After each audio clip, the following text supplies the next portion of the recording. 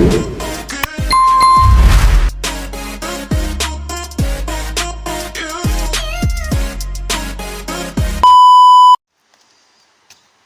hapon mga kaswerte. Nandito tayo sa Lipit, sa ilog, kung saan titingnan natin yung kuweba doon mga kaswerte. Tara, silipin natin mga kaswerte.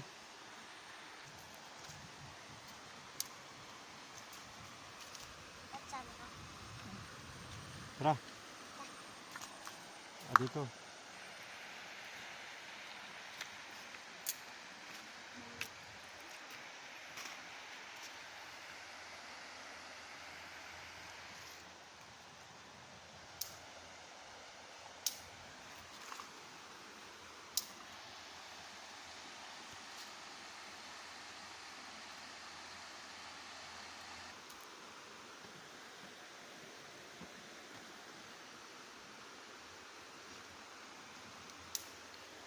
Mga kaswerte, ito yung ilog dito sa Barangay Akle.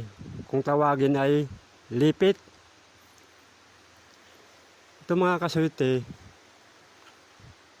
meron daw di umanong nakabaon dyan ng kayamanan sa ilalim ng tubig na yan. Hugis kabaong po siya.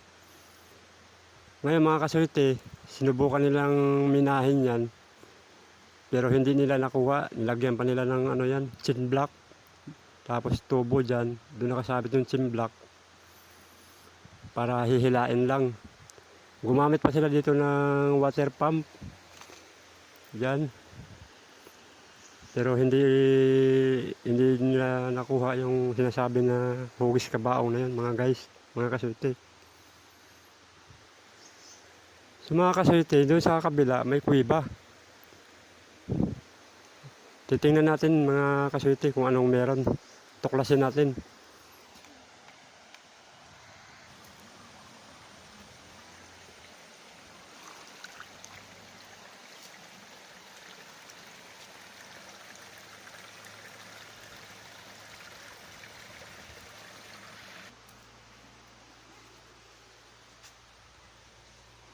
Ito na mga kaswerte, yung sinasabing kuweba. Yan. Medyo makipot po siya dito sa bukana. Pero yung loob daw niyan, malalim. Nakakatayo ng tao. Mula rito mga kaswerte, hanggang doon daw yan sa bayan ng Tuy. Ang layo niyan. Mula rito sa bukanang ito, hanggang doon sa loob. Hanggang bayan daw ng Tuy. Maraming pumasok dyan mga kaswerte. Hindi tumagal kasi nahihirapan na sila huminga. Napakadilim pa.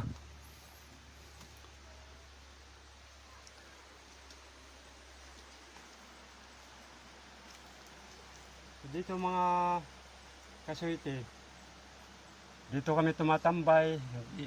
Nag-iinuman dyan, mga tao nag-iinuman dyan. Tapos dito sila kumukuha ng tubig. Kaya sa bukal na yan. Yan. Ito mga kaswerte, bukal yan. Dati may kawayan yan nakalagay dito para sasawarin lang. Diyan ka sumahod. Ngayon, nasira ng baha. Kaya ito na siya. Pero yung bukal niya, nandito pa rin. Malamig na malamig ang tubig dyan.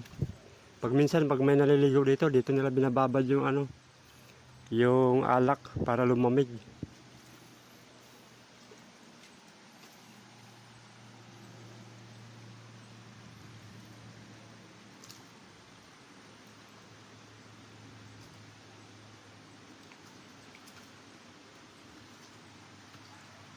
Tingnan natin yung naano daw na mixer doon sa ilog, galing taas.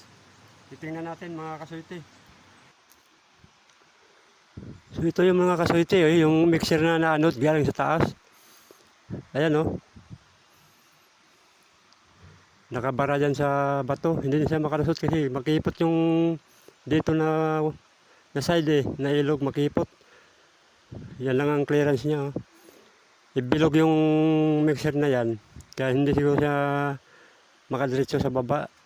Bumara siya dyan. Galing po yan sa taas mga kaswerte. May construction site doon.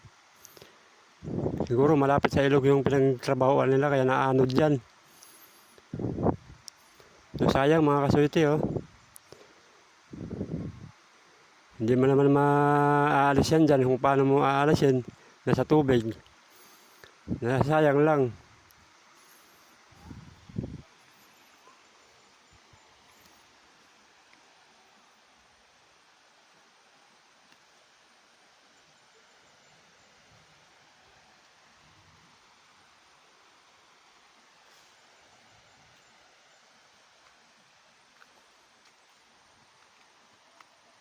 So hanggang dito lang ang ating video mga kaswerte. Abangan nyo ang aking susunod na video.